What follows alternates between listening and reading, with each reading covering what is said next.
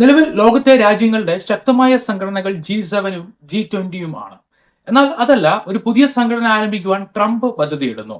സ്ഥിരമായി ചേരുന്ന തരത്തിലുള്ള ഈ സംഘടനയ്ക്ക് കോർ 5 അല്ലെങ്കിൽ C5 എന്ന പേരാണ് നിർദ്ദേശിക്കപ്പെട്ടിരിക്കുന്നത്.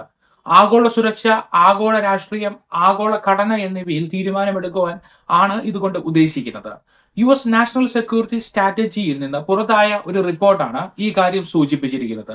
ഏതൊക്കെയാണ് ട്രംപ് നിർദ്ദേശിച്ച ആ 5 പ്രമുഖ രാജ്യങ്ങൾ, ഇന്ത്യ അതിൽ ഉൾപ്പെടുന്നുണ്ടോ തുടങ്ങിയ വിവരങ്ങൾ വീഡിയോയിലൂടെ അറിയാം.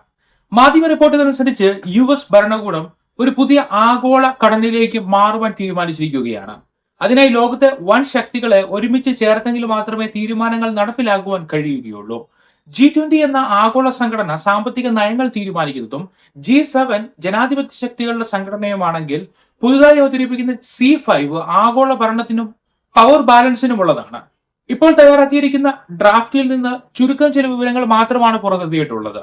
അതനുസരിച്ച് C5 നിരന്തരം സമിറ്റുകൾ ഉണ്ടാകുമെന്നും ആഗോള രാഷ്ട്രീയം ചർച്ച ചെയ്യുമെന്നും സുരക്ഷ സംബന്ധിച്ച കാര്യങ്ങളിൽ തീരുമാനമെടുക്കുമെന്നുമാണ് വിവരം.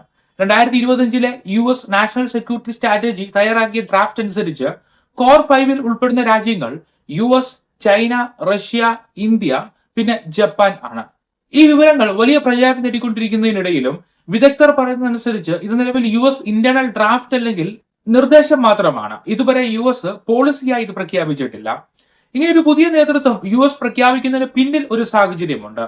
യൂറോപ്പിൽ ഉൾപ്പെടെ ലോകത്തിന്റെ വിവിധ ഭാഗങ്ങളിലുള്ള US സുരക്ഷാ സേനയെ കുറയ്ക്കുവാൻ ട്രംപിന്റെ നേതൃത്വത്തിൽ പദ്ധതിയിട്ടിരുന്നു. ആഗോള ശക്തികളായി യൂറോപ്പിന് അപ്പുറം ഉള്ള രാജ്യങ്ങൾ ഉയർന്നു വരുന്നതും ഇതിന് പിന്നിലെ കാരണമാണ്. US നാഷണൽ സെക്യൂരിറ്റിയുടെ പഠനമനുസരിച്ച് അമേരിക്കൻ മേധാവിത്വം ഇനി ഏറെ നാൾ മുന്നോട്ട് കൊണ്ടുപോകാൻ ആകില്ല. എന്നാൽ ഒരു ആഗോള ശക്തി കേന്ദ്രമാകുവാൻ ഒരു ബഹുധ്രുവ ഘടനയുണ്ടാക്കണം. സുരക്ഷ മുതൽ സാങ്കേതിക വിദ്യ വരെയുള്ള ആഗോള പ്രശ്നങ്ങളിൽ ക്രമീകരണം വരുത്തണമെങ്കിൽ അത് US-ന് ഒറ്റയ്ക്ക് നിന്ന് ചെയ്യാനാകില്ല. പ്രധാന ശക്തികളുടെ സഖ്യം കൂടിയേ തീരും. കോർ 5 എന്ന പുതിയതായി രൂപീകരിക്കുന്ന സംഘടനയിൽ ഈ 5 രാജ്യങ്ങളെ തിരഞ്ഞെടുക്കാനുള്ള കാരണം എന്താണ്?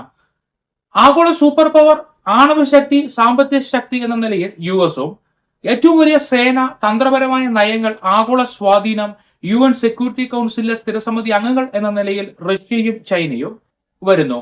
ലോകത്തെ ഏറ്റവും ജനസംഖ്യയുള്ള ജനാധിപത്യ രാജ്യം, ഉയർന്നു വരുന്ന ആഗോള ശക്തി, ദക്ഷിണ ഏഷ്യയിലെ ഏറ്റവും സ്വാധീനമുള്ള രാജ്യം എന്ന നിലയിൽ ഇന്ത്യയും, സാമ്പത്തിക ശക്തി, കിഴക്കൻ ഏഷ്യയിലെ ശക്തി, US-ഉമായുള്ള അടുപ്പം, സാങ്കേതിക വിദ്യയിലും വ്യാപാരത്തിലുള്ള സ്വാധീനം എന്ന നിലയിൽ ജപ്പാനും തിരഞ്ഞെടുക്കപ്പെടുന്നു.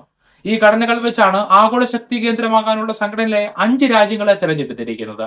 അമേരിക്കയുടെ ഈ തീരുമാനത്തിലെ ഏറ്റവും വലിയ കൗതുകം, ഇതുവരെ അമേരിക്കയ്ക്ക് തനിയെ ലോകത്തെ നിയന്ത്രിക്കണമെന്ന പദ്ധതിയാണ് ഉണ്ടായിരുന്നതെങ്കിൽ ഇനി അത് സാധിക്കില്ല എന്ന് US നാഷണൽ സെക്യൂരിറ്റി തിരിച്ചറിഞ്ഞിരിക്കുകയാണ്. അതുകൊണ്ട് തന്നെ ലോകത്തെ നിയന്ത്രിക്കുവാൻ പ്രധാന ശക്തികളുടെ പങ്കാളിത്തം തേടിയേ തീരുവെന്ന നിഗമനത്തിൽ എത്തിയിരിക്കുകയാണ്.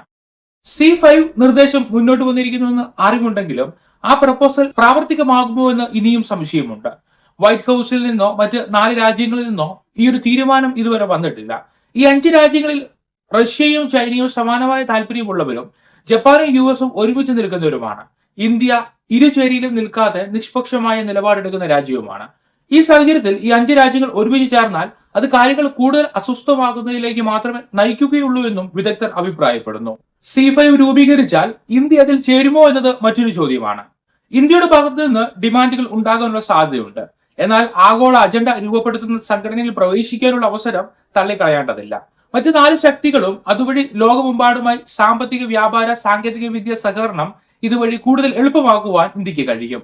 എന്നാൽ ചേരിചേരാ നയം ഉള്ള ഇന്ത്യക്ക് വ്യത്യസ്ത താല്പര്യങ്ങളുള്ള രാജ്യങ്ങൾക്കിടയിൽ കൂടുതൽ സമ്മർദ്ദം അനുഭവിക്കേണ്ടി വന്നേക്കും. നിലവിൽ ഇന്ത്യ G20, ക്വാഡ്, സാർക്ക്, ബിംസ്റ്റെക്, ബ്രിക്സ് തുടങ്ങിയ പ്രധാന ആഗോള സംഘടനകളിൽ അംഗമാണ്.